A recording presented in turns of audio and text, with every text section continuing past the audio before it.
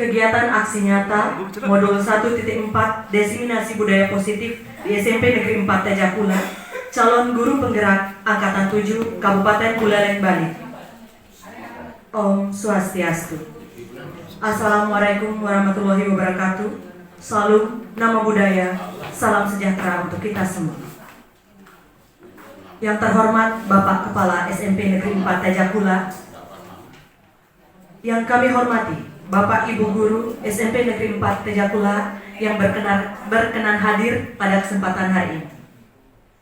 Pertama-tama marilah kita panjatkan puja dan puji syukur kehadiran Tuhan Yang Maha Esa, karena berkat rahmat-Nya lah kita dapat berkumpul di sini dalam kegiatan aksi nyata modul 1.4 Desiminasi Budaya Positif di SMP Negeri 4 Tejakula. Adapun susunan acara kegiatan pada hari ini adalah sebagai berikut. Pertama, pembukaan dan sambutan dari Bapak Kepala SMP Negeri 4 Tejakula. Kedua, pemaparan materi modul 1.4 tentang budaya positif. Ketiga, sesi tanya jawab. 4, refleksi, dan yang terakhir, penutup. Baik, untuk mengefisienkan waktu, kita beranjak ke acara pertama, yaitu sambutan dan pembukaan dari Bapak Kepala SMP Negeri 4 Tejakula. Kepada Bapak, dipersilakan. Terima kasih pada pembawa acara. Bapak Ibu Guru, hari ini kita akan mengadakan suatu pengibasan istilahnya atau desiminasi dari teman kita, yaitu Pak Ngurah Gunandare dan Ibu Ayu Desi Mardani, berkaitan dengan pelatihan yaitu calon guru penggerak atau CGP yang sudah dilaksanakan secara daring dari beberapa bulan yang lalu. Dan pada kesempatan di sini pada materinya itu adalah ada materi desiminasi atau pengibasan kepada teman-teman atau rekan-rekan guru yang ada di wilayah kerjanya. Nah, untuk itu hari ini pada hari Kamis tanggal 2 Februari tahun 2023 di sekolah kita laksanakan acara seminar atau kegiatan desiminasi untuk kegiatan lanjutan dari kegiatan CGP yang dilaksanakan oleh Ngurah Gunandare dan Ayu Desi. Pada dasarnya saya selaku pimpinan di sini bersyukur sekali atas tercapainya atau atas terlaksananya keinginan dari kedua teman kita, yaitu Ngurah Gunandare dan Ayu Desi, untuk mengikuti kegiatan guru penggerak, walaupun awalnya sekarang sebagai calon guru penggerak angkatan yang ke-7, ya. Untuk yang lainnya yang tetap berharap, marilah kita sama-sama mencoba, ya, untuk ikut dalam mengikuti kegiatan seperti CGP di sini. Karena bagaimanapun CGP di sini adalah untuk meningkatkan kualitas dari Bapak Ibu Guru selaku pendidik. Maka dari itu kedepannya seperti yang sudah sering saya katakan, mari kita bersama-sama mendukung program dari pemerintah sehingga kedepannya SMP Negeri 4 punya guru-guru penggerak yang dikatakan sebagai guru-guru yang handal, ya. Maka dari itu yang tetap berharap Bapak Ibu Guru yang lain juga akan mengikuti jejak dari teman-teman kita. Nah, untuk itu sebentar mungkin nanti akan disampaikan materi oleh kedua teman kita mengenai materi yang disampaikan tadi. Maka dari itu yang mengharap Bapak Ibu Guru yang hadir pada kesempatan ini, sekali lagi yang selaku pimpinan mengucapkan terima kasih. Jadi tetap kita mengikuti kegiatan desiminasi ini dengan baik sehingga kita bisa menerapkan secara bersama-sama terhadap siswa yang ada di SMP Negeri 4 Tejakula. Maka dari itu pada hari ini Kamis tanggal 2 Februari tahun 2023 kegiatan desiminasi calon guru penggerak dengan modul 1.4 ya budaya positif yang akan dilaksanakan dia buka secara resmi. Nah, itu ya, terima kasih. Untuk itu saja sambutan dari Tia selaku pimpinan. Maka waktu dan tempat seluruhnya Tia serahkan kepada kedua rekan kita untuk menyampaikan materi-materi yang akan disampaikan. Mungkin itu yang saya terima kasih untuk dengan para musadi. Om Sati Sati Sati Om. Terima kasih kepada Bapak Kepala SMP Negeri 4 Tejakula atas sambutannya. Kita beranjak ke acara kedua, yaitu pemaparan materi modul 1.4 tentang budaya positif yang akan dibawakan oleh Bapak Ngurah Made Gunantar SPD dan juga Ibu Ayu Desi Mardani Mandala SPD. Untuk waktu kami silakan.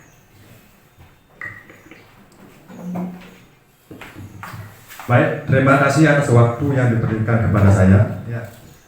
Yang terhormat Bapak Kepala SMP Negeri 4 Tejakula, yang saya hormati Bapak dan Ibu Guru SMP Negeri 4 Tejakula. Om Swastiastu. Assalamualaikum warahmatullahi wabarakatuh. Salam sejahtera buat kita semua.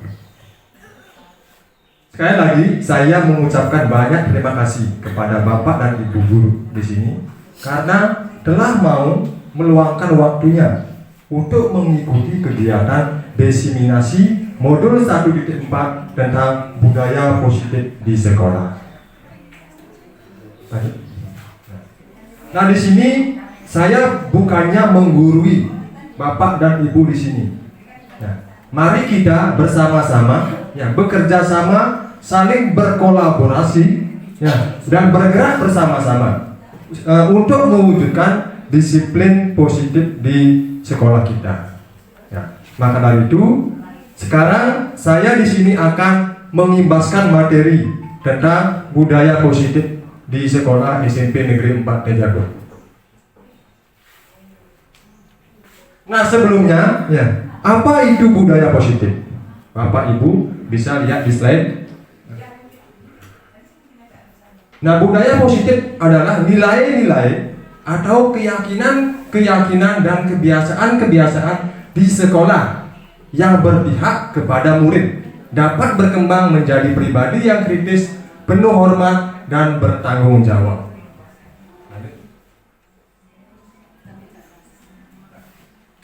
Nah, dalam materi budaya positif nanti ada beberapa sub materi yang akan kita bahas, di mana ada 6 sub materi di sini.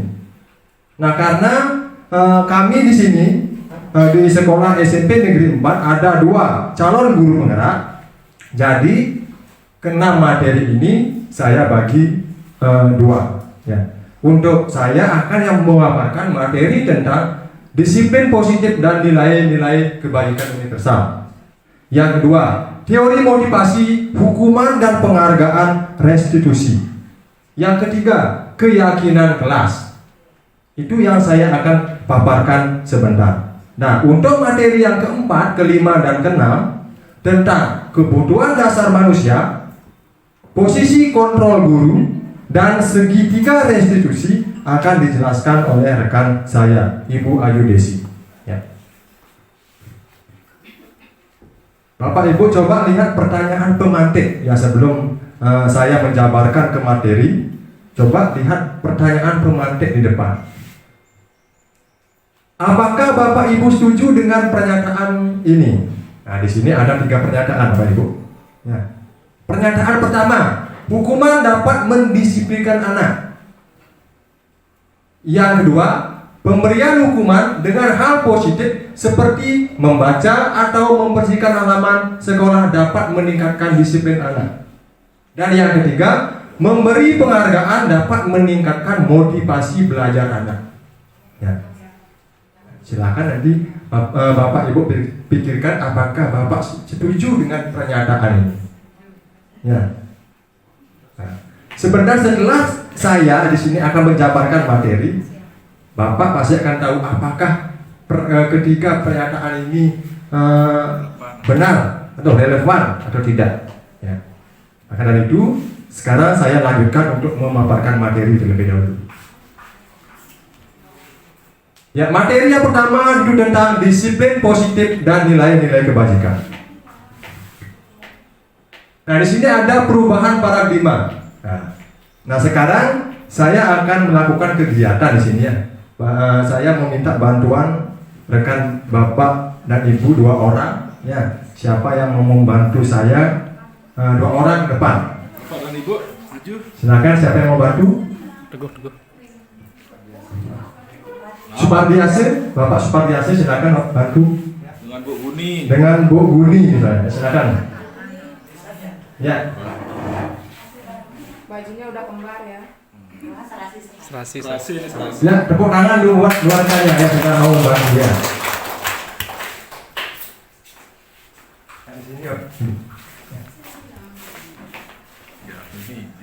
Sekarang kegiatannya sekarang coba kita baca ya.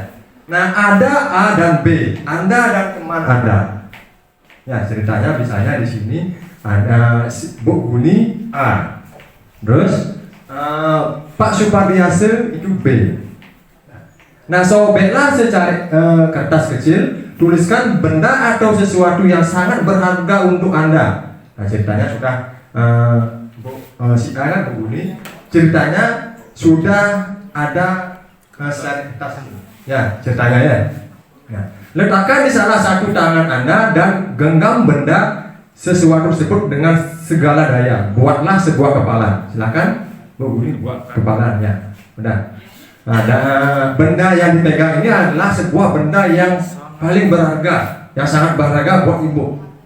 Nah, sekarang teman Anda B, berarti Pak Made Supardiase, itu kan, akan mencoba dengan sekuat tenaga dengan berbagai cara. Caranya misalnya dengan cara membujuk, kan, dengan cara mengancam, mengardik, merayu, menyuap, apa saja itu caranya ya, agar si B ini Pak Supardiase mau ya berhasil untuk membuka. Ingat, ini paling berharga. Ingat, paling berharga digenggam. Nah, apa yang terjadi? Silakan kita lihat. Nah, silakan coba Pak Made Supardiase lakukan kegiatan tersebut. Bu Guni, bolehkah saya meminta apa yang kamu genggam hari ini? Nah, silakan kasih Bu Guni. Bu Guni jawab.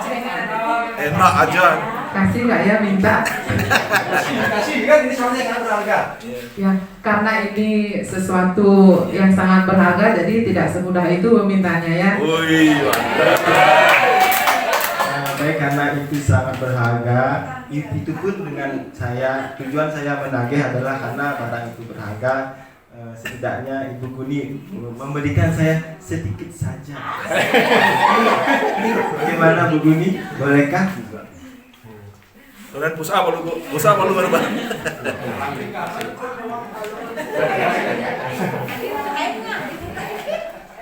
Maukah kau melakukan sesuatu demi aku gitu? Kalau mau meminta ya harus melakukan suatu usaha ya. Tidak semudah itu untuk meminta, sekali lagi harus dengan usaha. Apa yang semestinya saya lakukan gitu? Kira-kira usaha apa yang perlu saya lakukan agar saya bisa mendapatkan sesuatu hal yang saya bisa? Semoga usaha itu bisa saya lakukan. Nenek bangun deh gitu. Jadi karena ini sekali lagi ini adalah suatu yang sangat berharga ya. Jadi akan tetap saya jaga dan Tidak akan saya berikan. saya jaga dengan sekuat tenaga, dengan kemampuan saya, dan tidak akan saya berikan ke siapapun karena ini adalah sesuatu yang sangat berharga. Baik, karena begitu terima kasih. Namun di sini saya akan mencoba mencari di tempat yang lain. Terima kasih Bu Guni. Berarti apa yang terjadi? Ya, berarti si A ini atau Bu Guni ini kan tidak mau ya untuk membuka kepalan tangannya. Kenapa? Karena dia memegang sesuatu yang sangat berharga bagi dirinya. Tidak mau dia. Berarti nggak lanjut. Nah, berarti itu terkait dengan posisi kontrol. Posisi kontrol. Ya, atau teori kontrol atau teori pilihan. Ya. Nah, perubahan paradigma teori kontrol di mana ilusi guru mengontrol murid. Ya, ilusi guru mengontrol murid. Yang kedua, ilusi bahwa kritik dan membuat orang merasa bersalah dapat menguatkan karakter. Terus ilusi bahwa semua penguatan positif efektif dan bermanfaat, dan ilusi bahwa orang dewasa memiliki hak untuk memaksa. Nah, ini perubahan, sekarang perubahan paradigma. Berarti kita sebagai guru dituntut untuk mengubah pola pikir kita. Itu maksudnya. Karena apa? Karena teori kontrol itu tergantung ya siapa yang memegang kontrol tersebut. Itu maksudnya ya. Lanjut. Nah ini perubahan paradigma stimulus respon menjadi teori kontrol atau teori pilihan. Coba lihat. Stimulus respon, kita mencoba mengubah orang agar berpandangan sama dengan kita. Ya, mengubah orang berpandangan sama dengan kita. Kita sebagai guru pasti pengen mengubah anak didik kita atau murid biar sama dengan kehendak kita gitu. Itu stimulus respon. Ya. Terus teori kontrolnya, teori pilihannya adalah kita berusaha memahami pandangan orang lain tentang dunia. Itu teori pilihannya. Ya. Terus perilaku buruk dilihat sebagai suatu kesalahan. Ya, kita sebagai guru pasti kalau siswa melakukan perilaku buruk pasti dia termasuk kesalahan kan. Nah, teori pilihannya adalah semua perilaku pasti memiliki tujuan. Termasuk semua perilaku pasti memiliki tujuan. Lanjut, orang lain bisa mengontrol saya. Teori pilihannya adalah hanya Anda yang bisa mengontrol diri Anda. Seperti contoh yang barusan. Ya, hanya Anda yang bisa mengontrol. Terus pemaksaan ada pada saat bujukan gagal. Terus teori pilihannya adalah kolaborasi atau konsensus menciptakan pilihan-pilihan baru. Yang terakhir, model berpikirnya menang kalah, sedangkan teori pilihannya adalah model berpikir menang-menang. Nah ini perubahan paradigma stimulus respon menjadi teori kontrol atau teori pilihan. Tuh. Lanjut. Nah, coba lihat peta konsep di depan. Ya, peta konsep tentang disiplin positif. Nah ini teori kontrol. Nah Anda tidak bisa mengontrol orang lain, hanya Anda yang bisa mengontrol diri Anda. Nah, terus semua perilaku memiliki tujuan. Berarti perilaku pasti semua memiliki tujuannya. Orang berperilaku pasti memiliki tujuan. Itu disebabkan karena motivasi ekstrinsik maupun motivasi intrinsik. Ya, motivasi yang berasal dari luar dan motivasi yang berasal dari dalam. Nah ini motivasi ekstrinsik itu misalnya untuk menghindari hukuman, dia melakukan perilaku. Tuh. Terus untuk mendapatkan imbalan, nah, pasti dia berperilaku juga. Nah, ini termasuk keduanya ini termasuk motivasi ekstrinsik. Ya. Terus untuk menghargai diri sendiri, ini termasuk motivasi ekstrinsik. Nah, inilah tujuan dari disiplin positif nantinya. Ya, biar muncul dari dalam diri anak didik itu sendiri. Ya, nah, ini berdasarkan nilai-nilai kebajikan universal. Terus model berpikir menang-menang untuk kolaborasi konsensus menciptakan pilihan-pilihan baru. Nah, di sini materinya adalah 5 posisi kontrol. Ya, nah kita sebagai guru pasti posisi kita di mana? Apakah sebagai penghukum? Apakah sebagai pembuat rasa bersalah? Apakah sebagai teman? Apakah sebagai pemantau dan sebagai manajer? Nah itu tentang materi 5 posisi kontrol. Ya. Terus segitiga restitusi. Segitiga restitusi. Nah, ini kan sebentar akan dipaparkan lebih jelas nanti sama Ibu Ayu Desi ya. Nah dalam segitiga restitusi nanti namanya segitiga pasti ada 3 tahapan nanti. Ya, di mana tahapan pertama itu tentang menstabilkan identitas. Ya, yang kedua validasi kebutuhan. Ya, kebutuhan dasar apa yang belum terpenuhi oleh murid itu sehingga dia melakukan pelanggaran di sekolah. Siswa melakukan pelanggaran pasti ada kebutuhannya yang belum terpenuhi. Misalnya kasih sayang misalnya, ya, itu salah satu contoh. Ya. Terus yang terakhir menanyakan keyakinan. Ya, menanyakan keyakinan berarti kalau kita menanamkan budaya positif di sekolah SMP Negeri 4 Tejagula, kita mencoba memakai atau menerapkan segitiga restitusi. Terlebih dahulu kita harus membuat keyakinan kelas. Keyakinan kelas. Karena untuk memanggil si anak yang melakukan pelanggaran nantinya, Ya, kita duduknya face to face. Ya, seperti yang dikatakan sama Bapak Kepala Sekolah tadi bahwa kita tidak boleh menghukum murid di depan orang banyak. Jadi kita panggil, ya, kita mencari ruangan yang agak sepi, itu maksudnya. Dan kita baru menerapkan segitiga restitusi. Ya, nah untuk menerapkan segitiga restitusi ini ingat kita harus membuat keyakinan kelas terlebih dahulu. Kalau kita belum membuat keyakinan kelas, maka segitiga restitusi ini tidak bisa dilakukan. Karena itu sudah ketiga tahapannya. Ya, nah, sebentar akan dijabarkan bagaimana caranya membuat keyakinan kelas. Ya, sebentar ini. Terus yang terakhir, realitas kebutuhan. Kita berbeda. Kita berusaha memahami pandangan orang lain tentang dunia. Setiap orang memiliki gambaran berbeda. Ini terkait dengan 5 kebutuhan dasar manusia. Ya, 5 kebutuhan dasar manusia, misalnya bertahan hidup, terus penguasaan, kasih sayang, dan rasa diterima, terus kesenangan dan kebebasan. Ya, itu pertanyaan konsep yang kita akan bahas. Silakan lanjut. Nah, kita mulai yang pertama. Ya, disiplin positif. Disiplin positif ya.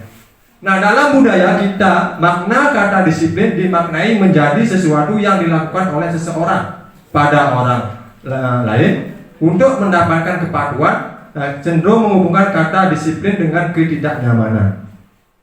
Ya. Nah, sebagai pendidik, tujuan kita adalah menciptakan anak-anak yang memiliki disiplin diri sehingga mereka bisa berperilaku dengan mengacu pada nilai-nilai kebajikan universal dan memiliki motivasi intrinsik, bukan motivasi ekstrinsik. Ya, ingat, motivasi intrinsik, bukan motivasi ekstrinsik. Nah, jadi di sini disiplin positif merupakan salah satu cara penerapan disiplin yang bertujuan untuk menumbuhkan kesadaran serta memberdayakan anak untuk melakukan sesuatu tanpa sogokan, ancaman, dan hukuman. Itu pengertian dari disiplin positif. Ya, lanjut. Ini maksudnya ya, nilai-nilai kebajikan yang ingin dicapai oleh setiap anak Indonesia kita kenal dengan profil pelajar Pancasila. Inilah tujuan kurikulum kita, yaitu Merdeka Belajar. Ya, di mana anak-anak didik kita supaya menanamkan nilai-nilai kebajikan. Profil pelajar Pancasila. Yang pertama, beriman dan bertakwa kepada Tuhan Yang Maha Esa dan berakhlak mulia. Ini yang perlu kita tanamkan kepada anak didik. Ya, nilai-nilai ini, misalnya beriman, bertakwa, kita sudah terapkan. Setiap hari siswa sudah sembahyang pagi-pagi kan, selesai pada sebelum pulang juga sembahyang, purnama kilam juga sudah melakukan persembahyangan kan. Dan waktu ini saya juga menerapkan itu. Setiap baru hadir di sekolah, saya meminta kesadaran anak didik. Silakan kalian langsung ke parmesana untuk sembahyang terlebih dahulu. Itu bisa ya itu. Ya, untuk mengajarkan sanang sari ya di setiap pelinggih di sekolah ini. Berarti kita sudah mengumumkan diri kepada ide saya ide Tuhan Yang Maha Esa. Itu maksudnya. Terus berakhlak mulia. Berakhlak mulia. Ini perlu kita tanamkan juga. Ya, sesuai dengan profil pelajar Pancasila.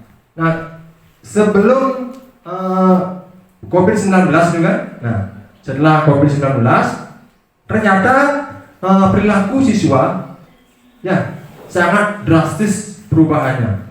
Ya, perubahannya bagaimana?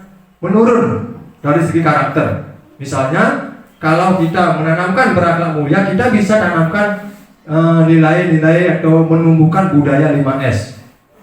Ya, 5S. Kenapa demikian? Karena kita tahu ya bahwa budaya ini semakin luntur jadinya itu. Kita bertemu sama siswa nyerangsang. Ya, itu maksudnya. Jadi kita harus tanamkan ini. Karena apa? Karena kita sebagai gurunya, kalau sesuai dengan filosofi Ki Hajar Dewantara, itu kan, ya, ingarso sungtuludo, itu kan. Nah, berarti dari depan kita menjadi tauladan bagi anak-anak didik. Ya, berarti kita sebagai pendidik memberikan contoh terlebih dahulu. Ya, seperti yang dikatakan Bapak Kepala Sekolah tadi, Misalnya kita mau misalnya pagi-pagi kan Pak Oma misalnya di depan dihukum, terus Bapak Ibu baru datang, itu contohnya misalnya kan, berarti kan kita sudah tidak menerapkan filosofi Ki Hajar Dewantara. Yang kita terapkan misalnya hanya itu Uri Handayani saja, dari belakang kita memberikan dorongan, ya itu ditekankan. Maka dari itu mari kita bersama-sama ya bergerak bersama-sama untuk menerapkan filosofi Ki Hajar Dewantara ini.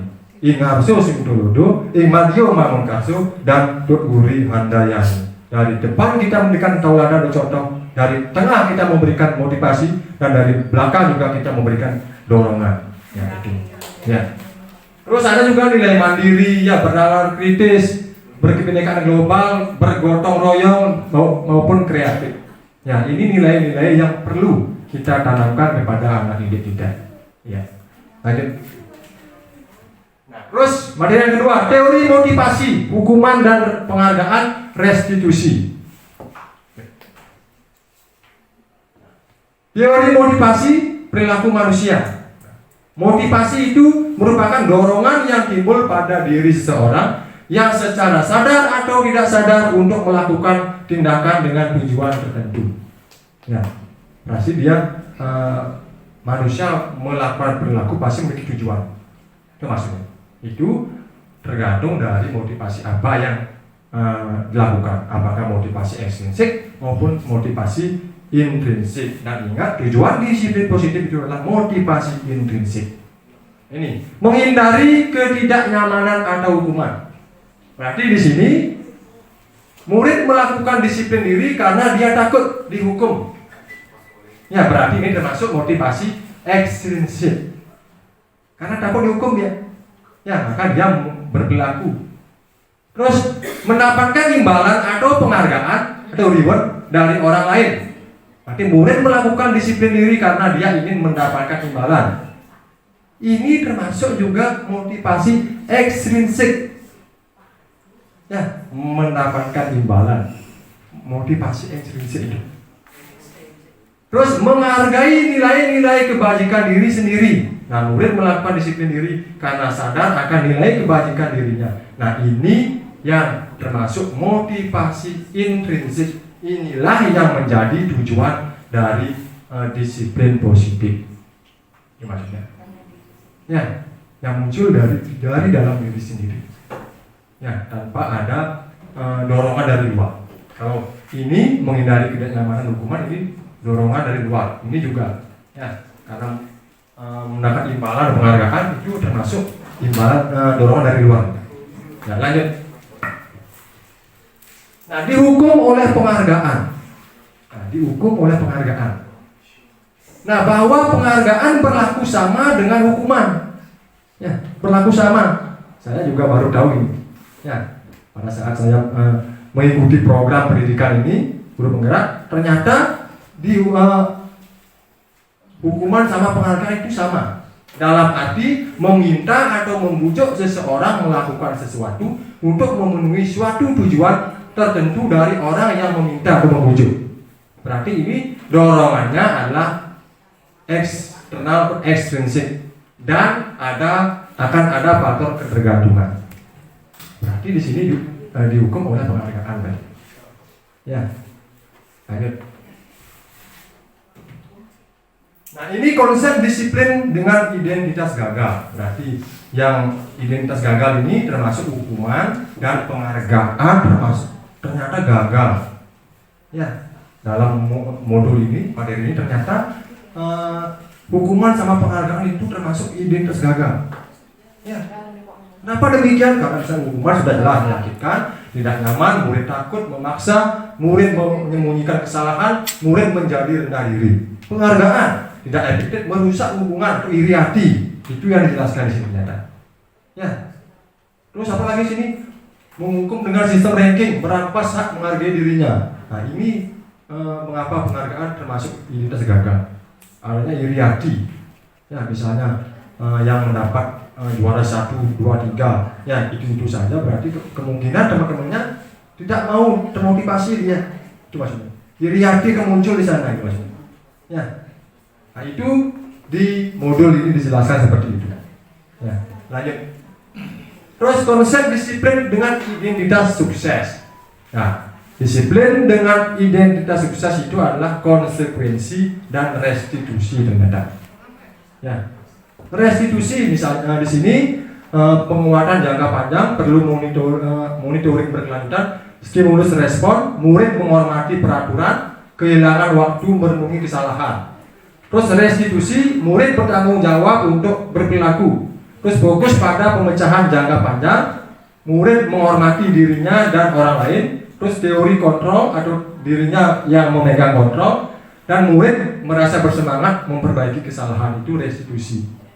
Ini akan lebih jelas di pemaparan materi segitiga restitusi nanti. Nah, jadi di sini yang termasuk kategori sukses adalah konsekuensi dan restitusi. Ya, karena konsekuensi ini ya kita membuat peraturan itu disepakati. Berarti siswa juga terlibat. Gitu. Misalnya kita membuat keyakinan kelas, kan di kelas misalnya membuat keyakinan kelas, para semua wali misalnya membuat keyakinan kelas, membuat peraturan. Berarti di sana ada kesepakatan antara siswa sama si pendidik atau guru. Ya, berarti siswa juga mencurahkan pendapatnya. Ya, mau peraturan seperti apa atau kesepakatan yang seperti apa yang disepakati di kelas tersebut. Itu maksudnya. Jadi semua yang terlibat di sana. Tidak kita aja ya yang mengatur, tidak mengatur secara memaksa jadinya. Kalau kesepakatan berarti ada kedua belah pihak antara siswa dan guru. Berarti dia pasti menghargai kesepakatannya itu. Itu maksudnya. Ya, lanjut. Nah, konsep disiplin pendekatan restitusi, sebuah cara menanamkan disiplin positif pada murid. Nah, pengertian restitusi. Nah, restitusi adalah menciptakan kondisi bagi murid untuk memperbaiki kesalahan mereka, sehingga mereka bisa kembali pada kelompok mereka dengan karakter yang lebih kuat. Itu pengertian restitusi. Nah, ciri-ciri restitusi bukan menebus kesalahan, namun belajar dari kesalahan. Terus memperbaiki hubungan. Terus tawaran bukan paksaan. Menuntun untuk melihat ke dalam diri. Terus mencari kebutuhan dasar yang mendasari tindakan. Kebutuhan dasar apa yang belum terpenuhi, itu kita gali. Terus fokus pada karakter bukan tindakan. Dan menguatkan dan fokus pada solusi. Itu ciri-ciri restitusi.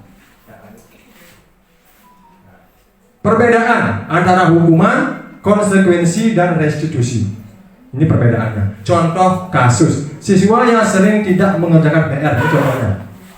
Ya, hukuman. Nah, guru menghukum siswa yang tidak mengerjakan PR dengan berdiri di depan kelas selama jam pelajaran.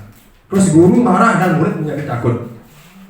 Ya, kalau konsekuensi, guru memberikan konsekuensinya, kan sudah ada kesepakatan sebelumnya kan antara siswa sama guru. Berarti kalau dia tidak mengerjakan PR, guru memberikan konsekuensinya dengan mengerjakan PR pada saat jam istirahat atau mengerjakan PR 2 kali lipat. Itu perbedaannya, konsekuensinya. Terus guru tegas dan siswa menghormati peraturan.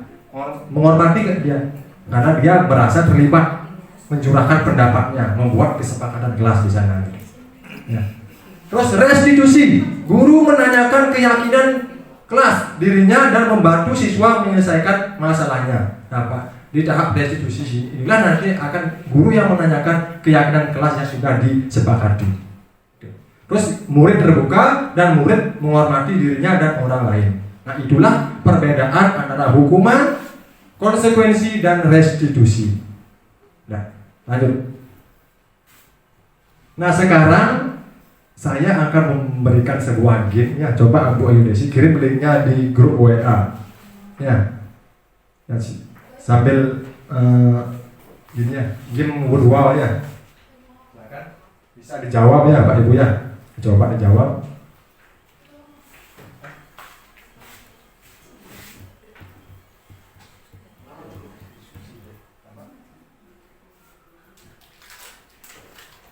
Nah, game ini bisa kita terapkan juga dalam pembelajaran Bapak Ibu ya, dengan media pembelajaran game itu. Ya, karena misalnya kita tahu siswa itu suka bermain game, berarti aplikasi ini bisa kita manfaatkan dalam sebagai media pembelajaran di kelas, supaya siswa itu tidak bosan, supaya tidak modal ceramah saja. Misalnya kita ajak siswa untuk bermain game, bisa kita terapkan dengan aplikasi ini. Oke, sudah.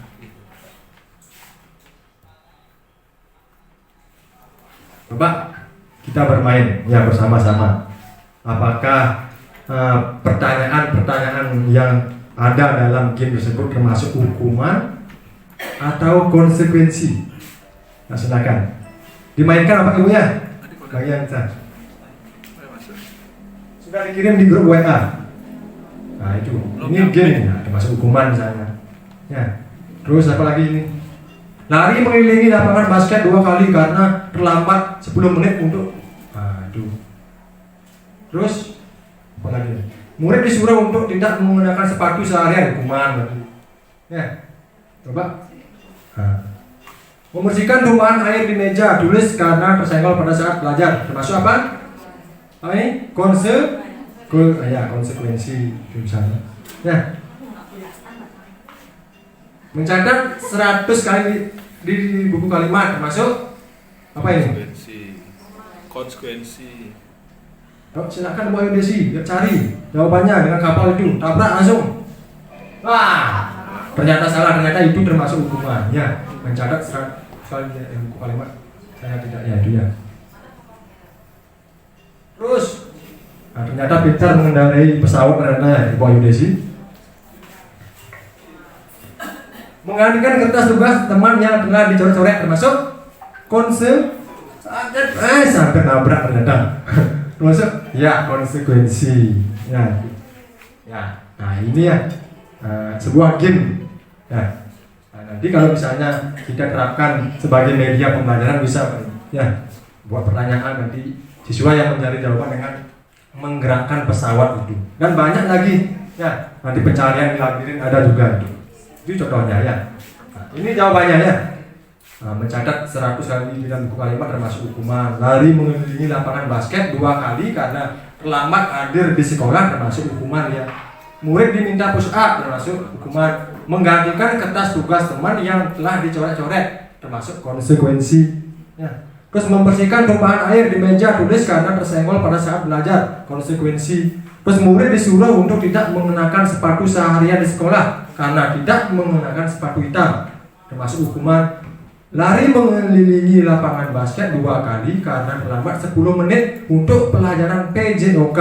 Ini termasuk konsekuensi karena ini pelajaran PJOK. Kalau ini hukuman di atasnya kan. Nah, ini karena ada pelajaran PJOK-nya di sini. Jadi termasuk konsekuensi ya. Berarti antara guru PJOK sama siswa itu sudah membuat kesepakatan bersama. Ya. Ya lanjut. Ini materi yang terakhir yang saya paparkan tentang keyakinan kelas seperti yang saya jelaskan barusan. Ya, lanjut. Nah, mengapa tidak peraturan saja? Mengapa harus keyakinan kelas?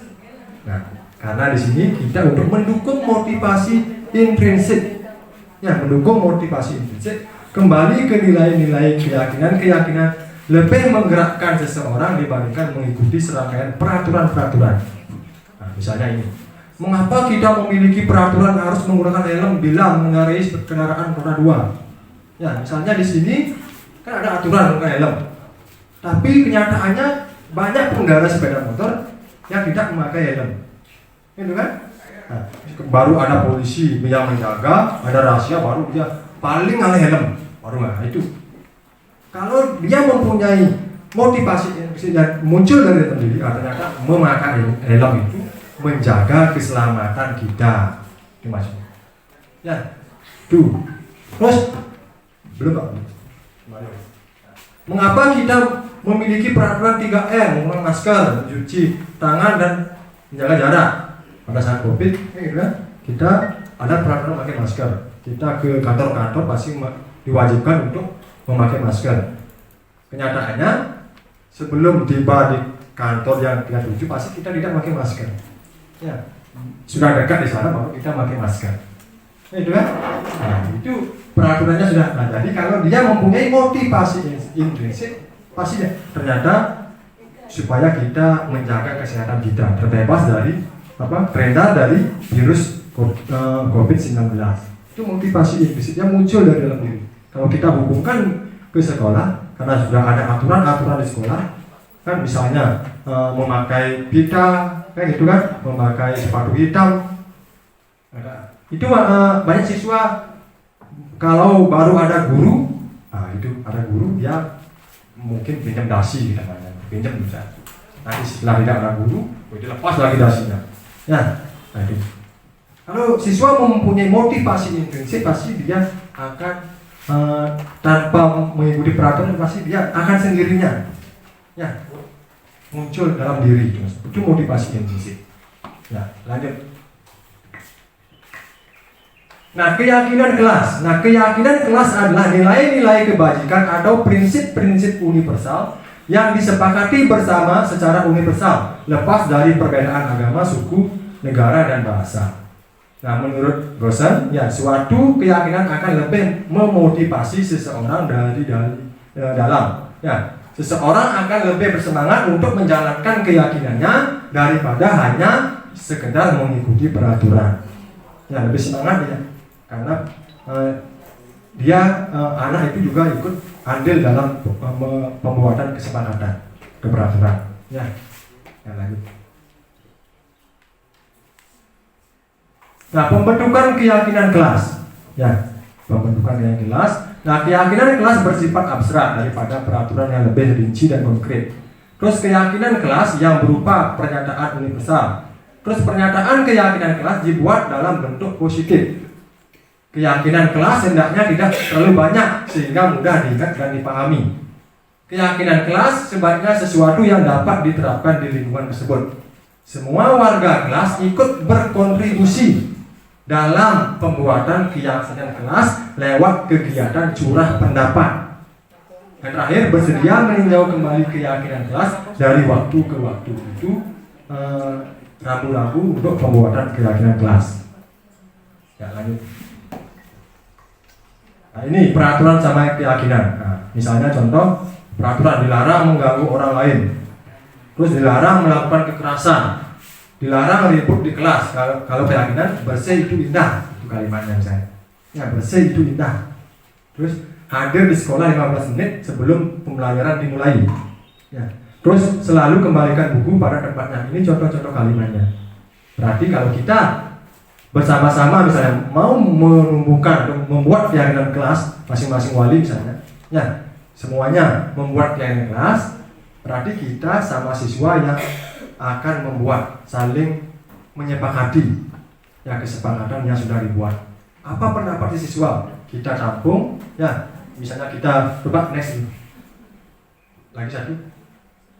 Nah, misalnya lagi, nah ini misalnya, nah contoh. Keyakinan kelas 7A. Nah, di sini saya sudah menerapkan atau membuat keyakinan kelas. Berarti saya selaku wali di 7A bersama siswa 7A kan, nah, membuat kesepakatan kelas di sana. Kesepakatan.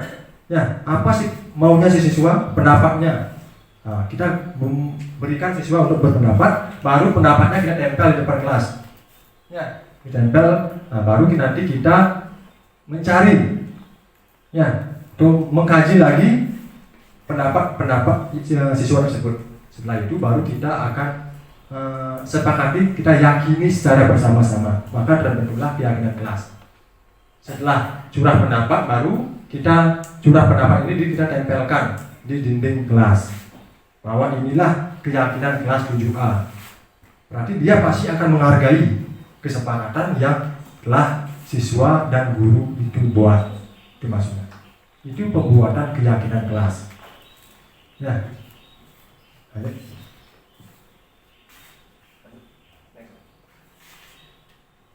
Nah ini, ya, peraturan kelas. Ya, berarti peraturan kelas atau kesepakatan kelas nantinya. Ya, setelah membuat kesepakatan kelas, baru kita yakini bersama-sama.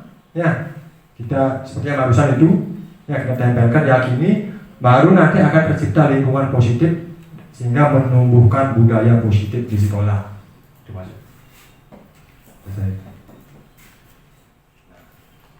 Untuk pemaparan materi dari saya cukup sekian ya. Ya, untuk kebutuhan dasar itu dilanjutkan sama Ibu Ayu Desi. Nah, apabila ada saya salah kata, saya mohon maaf sebesar-besarnya karena manusia itu tidak luput dari kesalahan. Ya, akhir kata saya ucapkan perang sandi. Om Santi Santi Santi Om. Silakan Ibu Ayu Desi bisa dilanjutkan yang mana?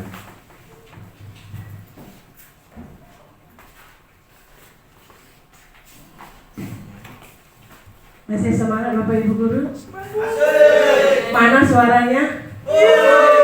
Oke, yang di belakang bagaimana suaranya? Belum dapat nasi? Kayaknya duduk ya. Yang lanjutkan ke materi kebutuhan dasar dan dunia berkualitas. Nah, setiap orang memiliki kebutuhan dasar, di mana ada kebutuhan dasar yang berhubungan dengan fisik kita, tubuh kita, yaitu bertahan hidup. Nah, setiap orang, bahkan siswa, bukan hanya siswa saja, kita sebagai guru pun ingin bertahan hidup. Contohnya, pasti memerlukan makanan, minuman, tempat tinggal, sarung pangan kita harus terpenuhi. Terus yang kedua ada kasih sayang. Nah, Bapak Ibu Guru sering lihat siswa yang mencuri perhatian ya. Nah, mereka mencuri perhatian, pasti ada yang dibutuhkan kan? Membutuhkan kasih, sayang, dan ingin rasa diterima.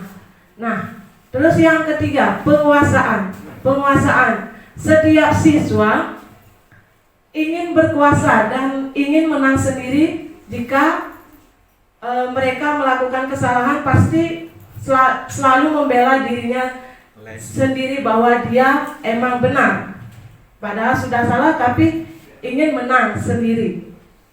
Terus yang keempat, kebebasan. Nah, setiap siswa berhak memiliki kebebasan. Nah, dihubungkan dengan kurikulum Merdeka Belajar, kebebasan itu. Nah, merdeka dalam belajar. Bagaimana sih merdeka dalam belajar? Bukannya tidak belajar ya, tapi merdeka dalam belajar, siswa berhak berpendapat sesuai skillnya dia, ilmunya dia. Nah, contohnya kita hari Sabtu ekstrakurikuler kan. Nah, setiap siswa berhak memilih eksranya, mau ekstra apa dalam bidang non akademik ataupun akademik. Itu sebuah kebutuhan dasar kebebasan. Nah, yang terakhir kesenangan. Nah, kesenangan ini setiap siswa, bahkan bukan hanya siswa, kita pun sebagai guru ingin ada hiburan kan? Nah, Bapak Ibu Guru sering melihat siswa berlari-larian kan saat jam istirahat. Nah, setelah lari-larian apa yang mereka dapatkan? Pasti kesenangan kan? Nah, itu. Next, Pak. Nah, ada selanjutnya materinya 5 posisi kontrol guru. Nah, sempat tadi disinggung sama Pak Ngurah Gunantara. Di sini saya akan menjelaskan lebih dalam lagi ya, 5 posisi kontrol guru. Next, Pak Ngurah. Di mana 5 posisi kontrol guru? Ada yang pertama adalah penghukum, terus yang kedua pembuat rasa bersalah, yang ketiga teman, yang keempat pemantau, dan yang kelima adalah manajer. Nah, next Pak Ngurah. Bisa Bapak Ibu lihat di dalam tabel tersebut bahwa penghukum atau pembuat orang merasa bersalah itu adalah kategori identitas gagal. Berarti kita menghukum murid atau membuat murid itu merasa bersalah, itu adalah kategori identitas gagal. Kenapa? Coba Bapak Ibu guru menghukum saat murid datang terlambat. Tadi sempat teman saya Pak Lengah Sesana bercerita bahwa setelah 15 menit mengajar baru masuk kelas muridnya, sehingga muridnya disuruh berdiri di depan kelas. Nah, itu apa? Posisi penghukum. Nah, posisi penghukum itu tidak akan berhasil untuk murid. Pasti murid itu akan memberontak, semakin menjadi-jadi kan. Apa setelah dihukum apa muridnya, kamu besok potong rambutnya. Besoknya bapak ibu lihat apa sudah dipotong rambutnya, pasti alasannya apa? Hujan Bu, waktunya kurang Bu, pasti seperti itu kan? Nah, jika posisi teman, pemantau atau manajer, dia kategori identitas sukses. Nah, kenapa?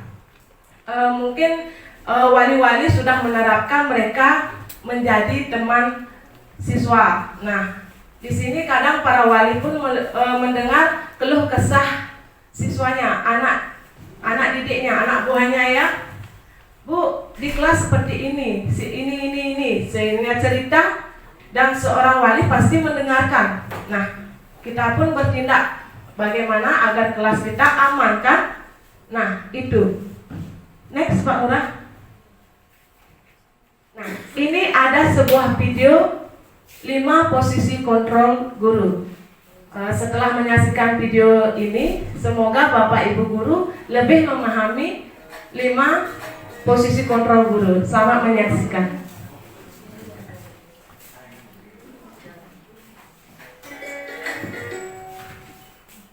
Salam bahagia Ibu dan Bapak Ibu hebat. Dalam penerapan disiplin positif restitusi, salah satu program yang dikembangkan adalah 5 posisi kontrol. 5 posisi kontrol dalam restitusi adalah proses perjalanan seorang pendidik agar dapat mengenali dirinya. Pada video kali ini, kita akan membahas tentang 5 posisi kontrol yang dikembangkan oleh Diane Gossem dan contoh penerapannya.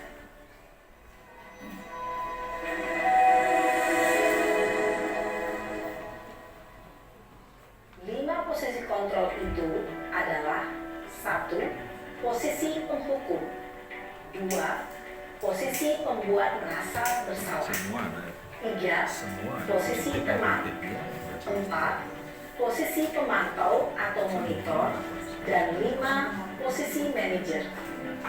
Untuk lebih memahami kelima posisi tersebut, mari kita saksikan kasus Naren yang terlambat hadir 20 menit di sekolah dan melihat bagaimana kelima posisi kontrol dalam menghadapi masalah tersebut. Posisi penghukum. Kemudian dari segi penghukuman, kan bisa ada dulu di sini, bisa dia ada efek jerah, dia tidak makan lagi, bisa ada berontak lagi juga. Sini kamu.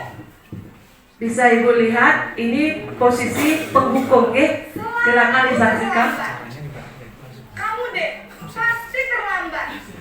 Maaf Bu, saya Apa? Apa coba? Alasan kamu apa lagi? Kamu dimarah. Kapan sih kamu tidak terlambat? Ayo nih, alasan. Malas sekali ya kamu jadi anak. saya Dasar pemalas. Gak kapok-kapok sih kamu.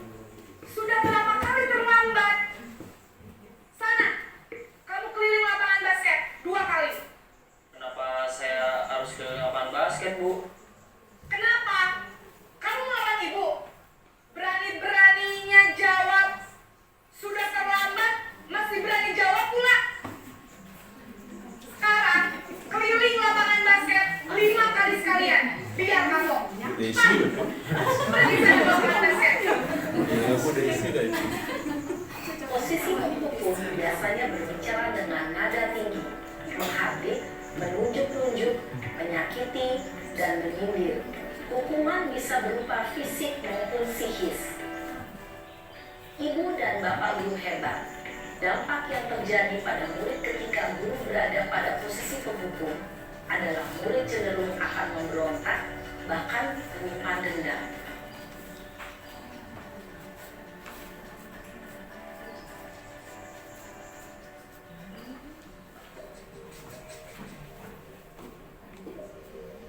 Ini posisi pembuat merasa bersalah ya. Naren!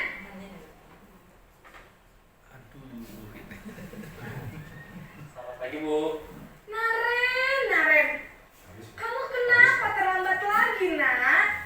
Ya Tuhan, Naren. Kamu senang ya bikin ibu susah ya? Kalau kamu terlambat lagi, nanti ibu yang ditegur Bapak Kepala Sekolah, nak. Disangka ibu tidak bisa membina kamu. Ini Bu Diah nih. Duh, Maaf Bu. duh Gusti Naren. Kamu suka ya kalau ibu ditegur bapak kepala sekolah? Terus, sekarang ibu harus tulis apa ini di buku absen? Ini kamu sudah sering terlambat loh. Ibu harus apa coba? Maaf Bu. Sehilana, diatur kayaknya. Baik sudah, lain kali jangan bikin ibu susah lagi ya nak ya. Ibu tidak akan kuat lagi kalau begini terus. Bisa jantungan kalau ibu tegur bapak kepala sekolah. Sana cepat ke kelas. Maaf ya Bu. Maaf sekali. Posisi pembuat rasa bersalah berbicara dengan nada tenang, cenderung lembut. Namun kata-kata yang diutarakan membuat murid merasa menjadi orang yang gagal. Memandang buruk dirinya sendiri, merasa tidak berharga, dan tidak sanggup membahagiakan orang lain. Ketika guru mengambil posisi pembuat rasa bersalah, murid akan menganggap dirinya yang bersalah dan ia akan menyimpan emosi negatif tersebut di dalam dirinya. Coba. Ayo. Coba mana terlambat Ardiata. Yoga gambar deh. Udah apa? Pasti loncat tembok. Dunia terlambat.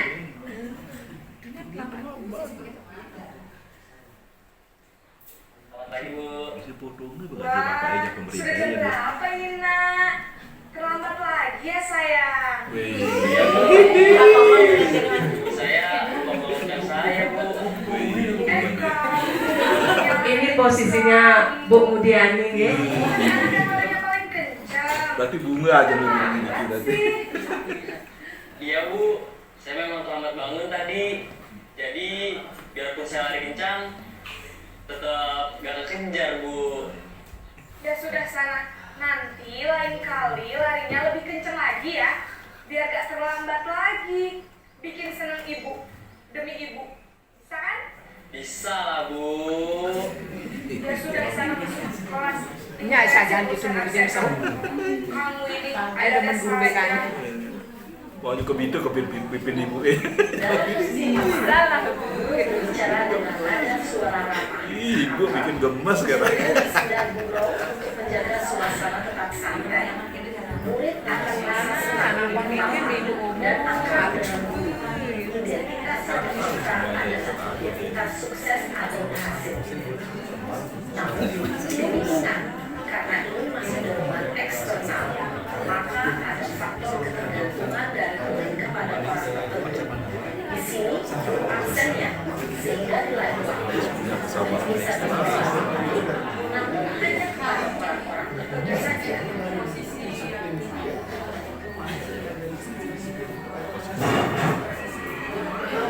Jadi kayaknya mau ada psikologi. Mantau.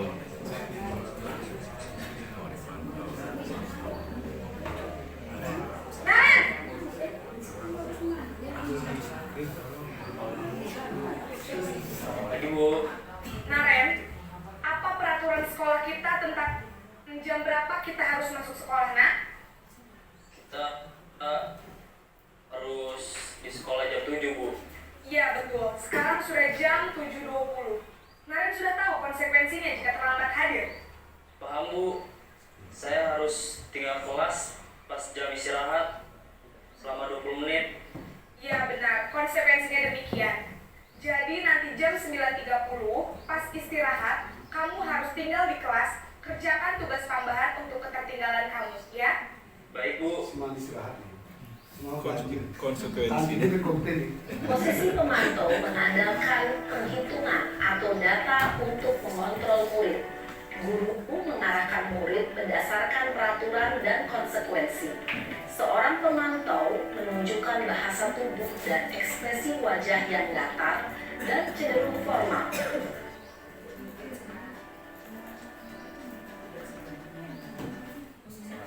Manajer, dari manajer.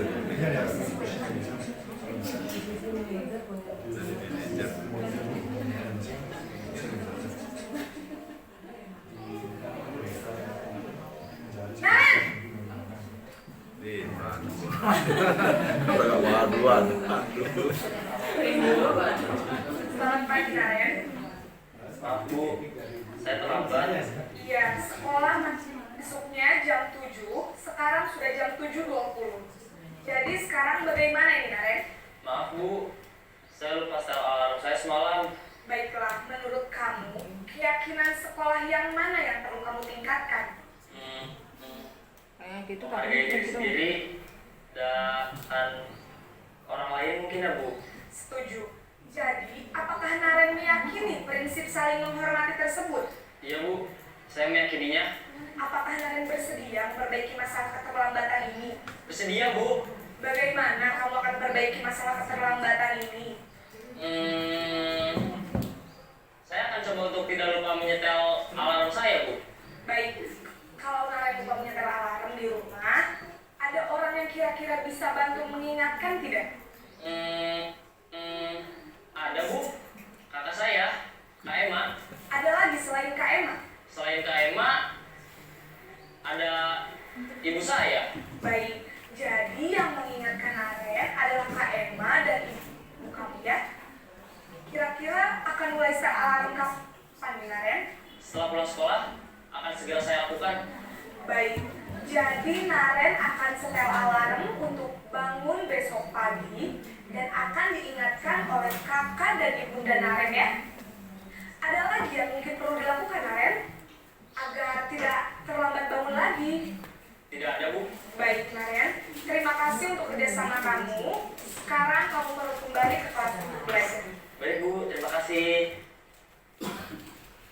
Posisi manajer adalah posisi kontrol yang disarankan untuk membimbing murid memiliki sikap disiplin yang positif, yaitu murid yang mandiri, bertanggung jawab, dan dapat memecahkan masalah.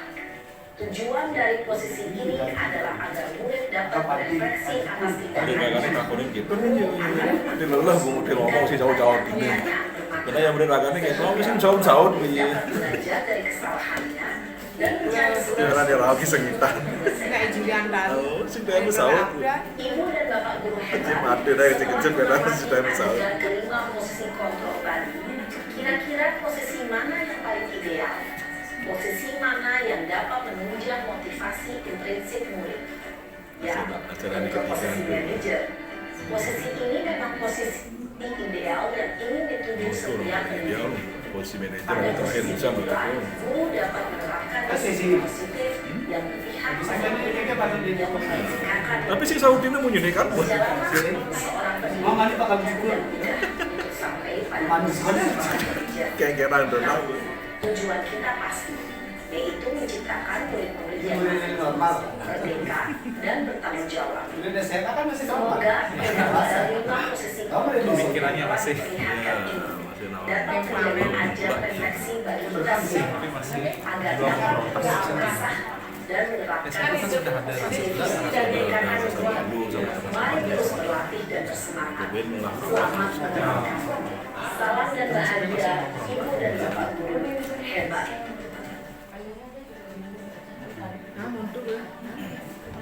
Oke, itu sebuah video tentang 5 posisi kontrol guru. Nah, yang lebih ideal itu adalah manajer ya, bukan penghukum. Penghukum biasanya murid pasti akan dendam dengan gurunya ya. Lanjut Pak, next. Segitiga restitusi. Nah, di sini saya sudah pernah terapkan dengan siswa kelas 7A segitiga restitusi, di mana siswa tersebut datang terlambat ya. Nah, apa sih itu segitiga restitusi? Lebih mendalam lagi, proses menciptakan kondisi bagi murid untuk memperbaiki kesalahan mereka sehingga mereka bisa kembali pada kelompok mereka dengan karakter yang lebih kuat. Nah, dengan melalui restitusi, kita bisa membantu murid untuk lebih memiliki tujuan, disiplin positif, serta memuliakan dirinya setelah berbuat salah. Terus membantu murid untuk jujur pada diri sendiri dan mengevaluasi dampak dari kesalahan yang dilakukan. Biasanya terus memberikan penawaran bukan paksaan. Nah, tidak ada paksaan dalam penerapan segitiga restitusi. Nah, adapun langkah-langkahnya, segitiga berarti kan 3 ya. Nah, next Pak, Yang pertama adalah menstabilkan identitas. Terus yang kedua, validasi tindakan. Dan yang ketiga, menanyakan keyakinan. Nah, makanya sebelum menerapkan segitiga restitusi, Bapak Ibu guru harus menerapkan keyakinan kelas di kelasnya masing-masing. Khusus untuk para wali ya, coba membuat keyakinan kelas. Nah, keyakinan apa yang akan disepakati Bapak sama siswa, Bapak atau Ibu dengan siswanya, ya. Next, Pak. Nah, di mana proses menstabilkan identitas? Biasanya guru pasti akan berkata, berbuat salah itu hal yang manusiawi. Tidak ada manusia yang sempurna. Nah, di sini biasanya kita tidak boleh langsung menyalahkan siswa di hadapan temannya. Kita mengajak siswa untuk berbicara berdua, empat mata. Nah, terapkanlah segitiga restitusi ini. Bagaimana caranya? Yang pertama pasti kita harus menstabilkan identitas. Seperti apa? Seperti contoh yang pernah saya terapkan. Kamu tahu kenapa ibu memanggil ke sini? Sehingga anak pasti akan menjawab apa kesalahannya. Nah, dari situ kita berkata, berbuat salah itu adalah manusiawi. Setiap orang bisa melakukan kesalahan. Bahkan bapak atau ibu pernah melakukan kesalahan. Nah, itu termasuk menstabilkan identitas. Selanjutnya, Pak, memvalidasi kebutuhan. Nah, biasanya memvalidasi kebutuhan pasti kita tidak mencari siapa yang benar, siapa yang salah, tapi mencari solusi apa yang harus dilakukan jika melakukan kesalahan tersebut. Contohnya, tadi ada video Naren itu datang terlambat. Nah, apa yang bisa validasi kebutuhan, apa yang bisa diterapkan? Contohnya menyetel alarm, terus meminta bantuan kakak atau ibu untuk membangunkan agar bisa bangun pagi-pagi biar tidak terlambat sekolah ya. Terus pasti siswa memiliki alasan kenapa siswa tersebut datang terlambat. Mungkin alarmnya tidak berbunyi atau banyak pecah atau lain sebagainya ya. Kita tanyakan itu dulu. Nah, lanjut Pak, next. Nah, ini yang terakhir, berhubung dengan keyakinan kelas, menanyakan keyakinan. Nah, keyakinan kelas apa yang harus ditingkatkan jika seorang siswa melakukan kesalahan? Contohnya, kesalahan datang terlambat. Berarti keyakinan kelas apa yang harus ditingkatkan? Pasti keyakinan kelas agar tidak datang terlambat. Nilai-nilai apa yang mereka harus tingkatkan? Tadi sudah dijelaskan sama rekan saya Pak Murah Made Gunantara bahwa nilai-nilai universal itu harus kita tingkatkan sebagai siswa. Nah, sekian pemaparan dari saya. Untuk sesi selanjutnya, sesi tanya jawab, jika karena terbentur waktu, saya batasi 2 penanya. Jika ada pertanyaan yang akan ditanyakan oleh Bapak atau Ibu guru, silakan ditanyakan. Kami siap untuk menjawabnya. Terima kasih.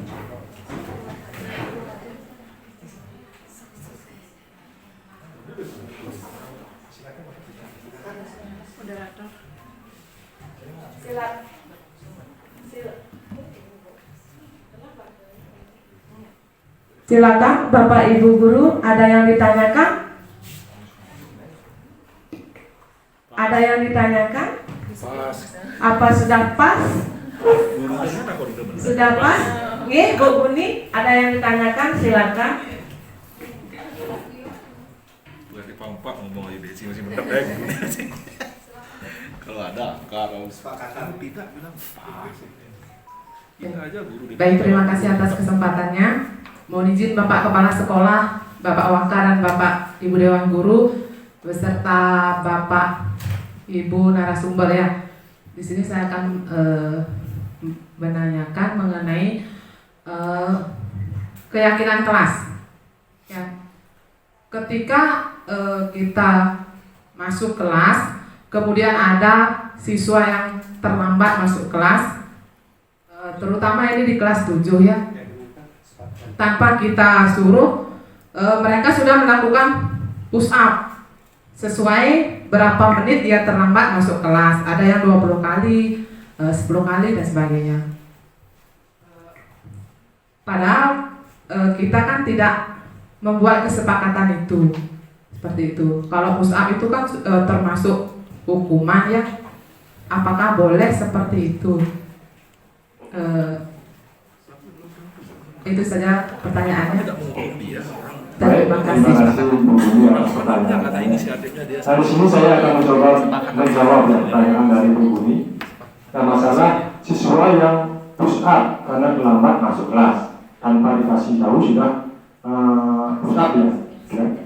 Nah, kemungkinannya di kelas itu siswa sendiri bersama teman-temannya yang sudah membuat perjanjian atau kesepakatan. Ya. Tapi di sini gurunya tidak terlibat. Itu makanya di sini kalau kita membuat kesepakatan kelas, kita yang terlibat adalah antara guru dan siswa. Ya, guru mengetahui. Ya. Dan kita mencari ya konsekuensi tanpa adanya hukuman fisik gitu. Kalau guru tahu kan mana itu termasuk hukuman fisik, jadi kita tidak melakukan kegiatan push up tersebut. Nah, itu mungkin dari saya. Ya. Ada rekaman lagi dari Pak Widosi, silakan.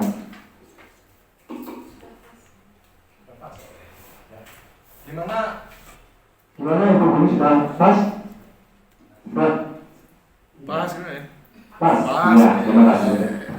Sing tinggalin udah gini bangun. Terus apa lagi ada yang mau bertanya? Silakan Bapak Ibu yang bisa bertanya. Ya, Pak Ketut Sekar senior saya, silakan.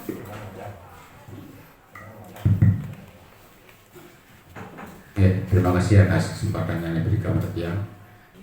Selama ini kita setiap akhir semester ataupun akhir tahun kita selalu mengapresiasi pada anak-anak, terutama anak-anak yang berprestasi peringkat 1, 2, 3, lebih lagi yang berasal dari desa Bondan. Dan kita itu mengapresiasi dalam bentuk ya sekedarnya dari LPD. Sementara apa yang disampaikan tadi itu adalah kontradiksi, itu adalah merupakan sebuah kegagalan. Nah, ini yang perlu jangan tanyakan ini gimana nanti ke depannya. Mohon info yang mana ya, biar saya tidak bingung nanti ke depannya, sehingga tahu persis budaya prinsip apa yang perlu kita peragakan di sini di SMP Negeri 4 Jakarta. Mungkin itu aja untuk dia. Sukses. Tentang melakukan penghargaan. Tapi kita di sekolah sudah sering kali pada akhir semester memberikan penghargaan kepada siswa. Tapi ternyata itu terbalik dengan model yang sudah saya paparkan di sini. Terbalik. Jadi untuk kedepannya bagaimana untuk selanjutnya seperti. Nah, maka itu saya di sini mari kita bersama-sama Pak Ibu. Nah, untuk memecahkan solusi tersebut. Kedepannya bagaimana? Kalau kita sudah tahu bahwa penghargaan itu berlaku sama dengan hukuman. Jadi kita saling berkolaborasi, bergerak bersama-sama maksudnya. Ya, bagaimana memecahkan karena ini suatu permasalahan. Ya, jadi ini menjadi PR buat kita semua, bukan saya sendiri, tapi kita semua, seluruh staf dan sekolah ini. Untuk kedepannya, mari kita bersama-sama untuk memecahkan masalah ini. Ya, terima kasih untuk Bapak Kepala. Mungkin ada nambah lagi Bapak Kepala Sekolah.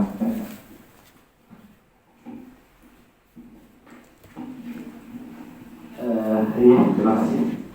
Penjelasan dari penyaji itu sudah cukup sangat baik ya, berkaitan dengan kurikulum mereka. Berkaitan dengan sampel dari pertanyaan dari Pak Dut Sekar berkaitan dengan pemberian penghargaan ya. Kita secara umum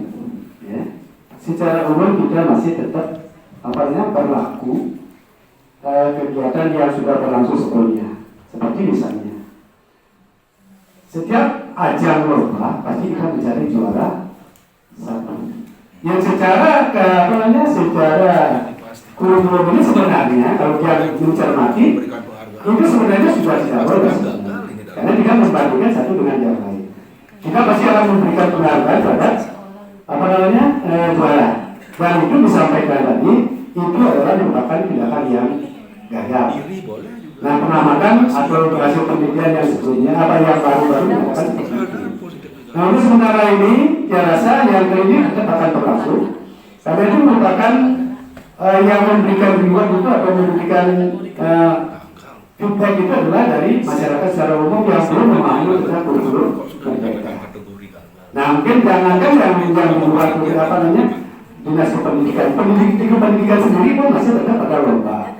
Kemudian jualannya diberikan dalam bentuk reward atau diberikan dalam bentuk penghargaan, bahkan penghargaan dalam seminar dan lain-lainnya. Namun sementara ini karena ini belum baru, mungkin belum mengakar sampai ke dasarnya.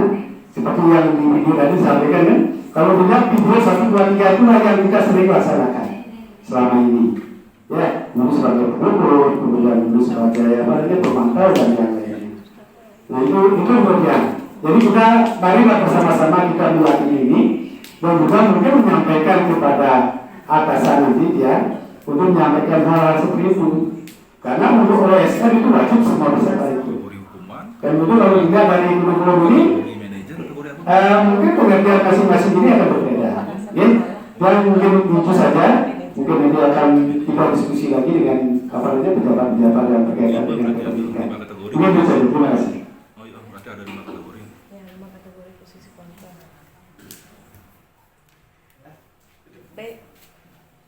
Baik, karena keterbatasan waktu, saya berikan hidangan refleksi dulu.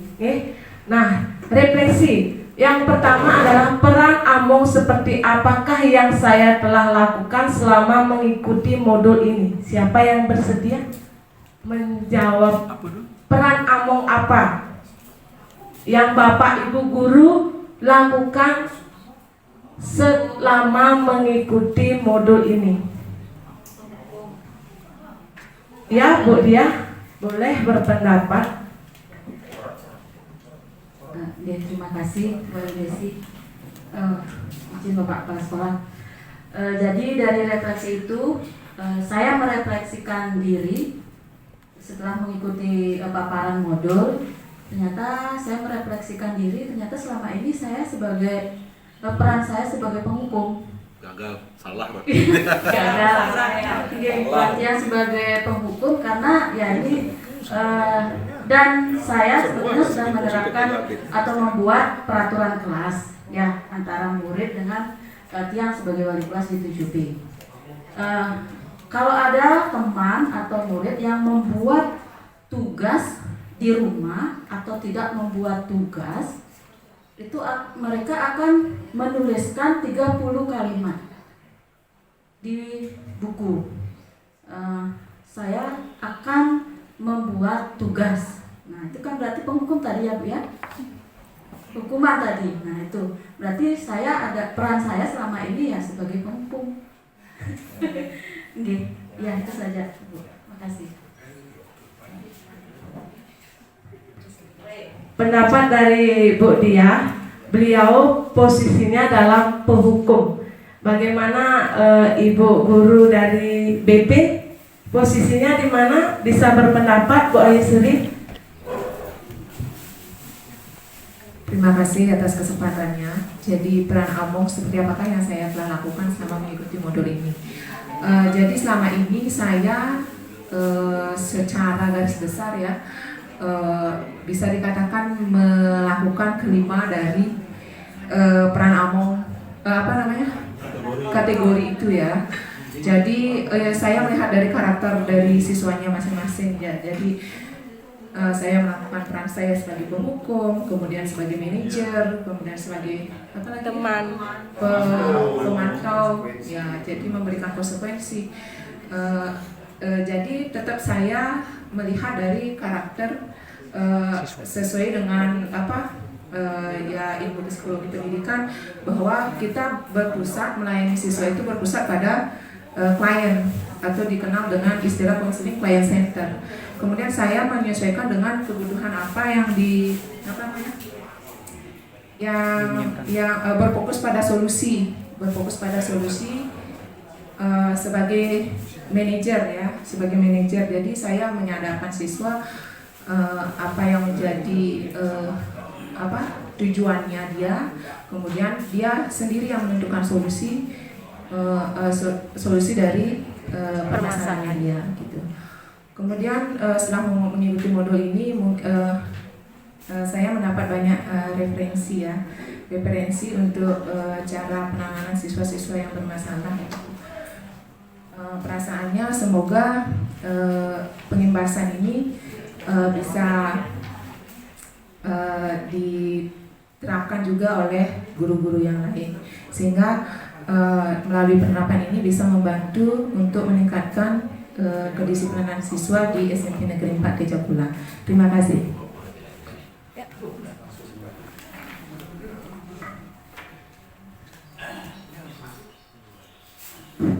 Baik, terima kasih atas refleksinya dari Ibu Diah dan Ibu Ayusri ya. Nah, untuk sekarang ya, untuk kegiatan selanjutnya saya serahkan kepada moderator. Saya silakan Bu Ratna. Baik, terima kasih kepada Bapak Kepala Sekolah dan juga Bapak Ibu pemateri. Kita beranjak ke acara terakhir, yaitu acara penutup. Demikian tadi kegiatan aksi nyata modul 1.4 Diseminasi Budaya Positif di SMP Negeri 4 Tejapula dari calon guru penggerak Angkatan 7 Kabupaten Buleleng, Bali. Semoga hasil dari pengimbasan ini dapat kita terapkan sebagai pendidik di sini. Diharapkan kedepannya kita menjadi guru yang bisa menjadi teman, pemantau, atau bahkan manajer bagi siswa kita. Baik, untuk kegiatan aksi nyata modul 4 ini kita akhiri. Saya tutup dengan para pesanti. Om Santi Santi Santi Om. Wassalamualaikum warahmatullahi wabarakatuh. Salam nama budaya, salam kebajikan untuk kita semua.